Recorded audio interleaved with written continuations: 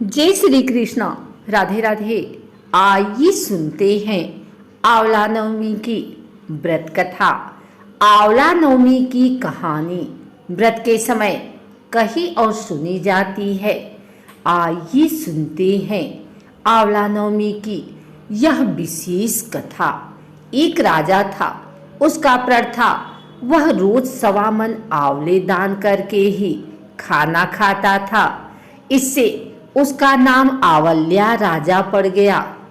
एक दिन उसके बेटे बहू ने सोचा कि राजा इतने सारे आंवले रोजाना दान करते हैं, इस प्रकार तो एक दिन सारा खजाना खाली हो जाएगा।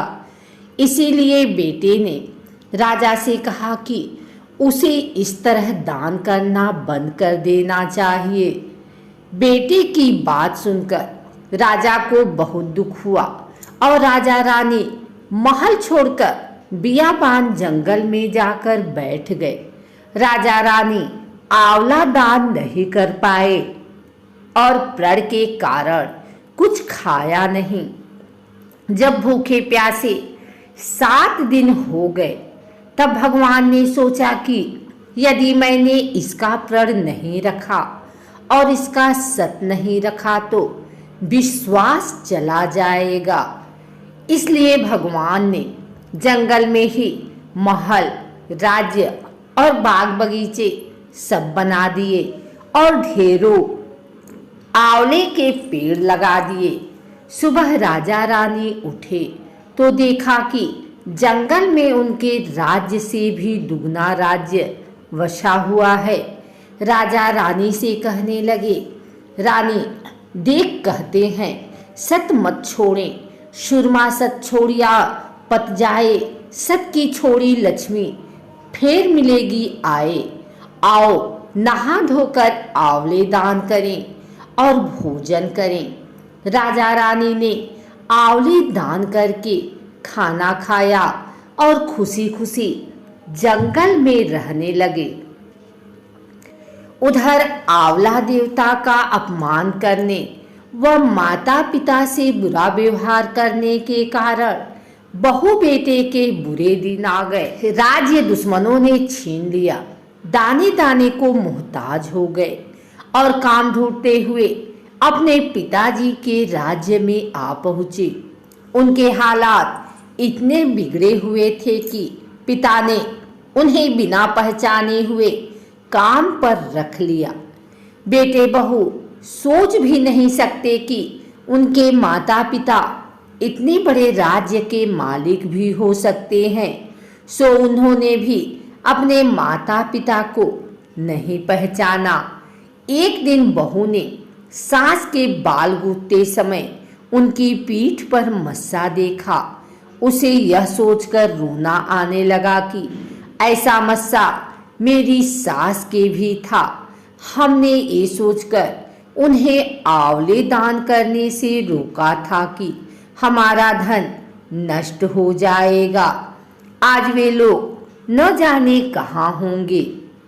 यह सोचकर बहू को रोना आने लगा और सासू टपक टपक कर सास की पीठ पर गिरने लगे।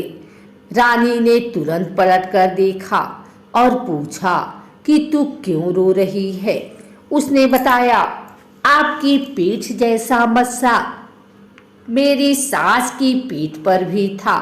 हमने उन्हें आंवले दान करने से मना कर दिया था, इसलिए वे घर छोड़कर कहीं चले गए।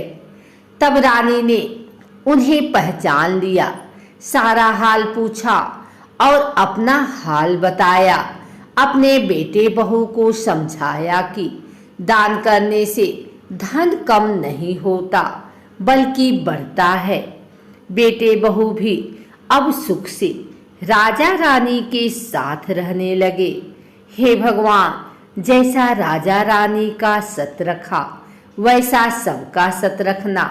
कहते सुनते सारे परिवार को सुखी रखना। पंचांग के अनुसार हर साल कार्तिक मास के शुक्ल पक्ष की 9वीं तिथि को अक्षय नवमी का पर्व मनाया जाता है। इस दिन भगवान विष्णु के साथ साथ आंवला के पेड़ की पूजा करने का विधान है। माना जाता है कि इस दिन आंवला के पेड़ की विधिवत पूजा करने के साथ सपरिवार पेड़ के नीचे बैठकर भोजन करने से सुख समृद्धि की प्राप्ति होती है और हर रोग दोष और भय से छुटकारा मिल जाता है। माना जाता है कि इस दिन आंवला के पेड़ की पूजा करने के साथ साथ इस व्रत कथा का पाठ अवश्य करना चाहिए। ऐसा करने से भगवान विष्णु के साथ साथ माँ लक्ष्मी अति प्रसन्न होती हैं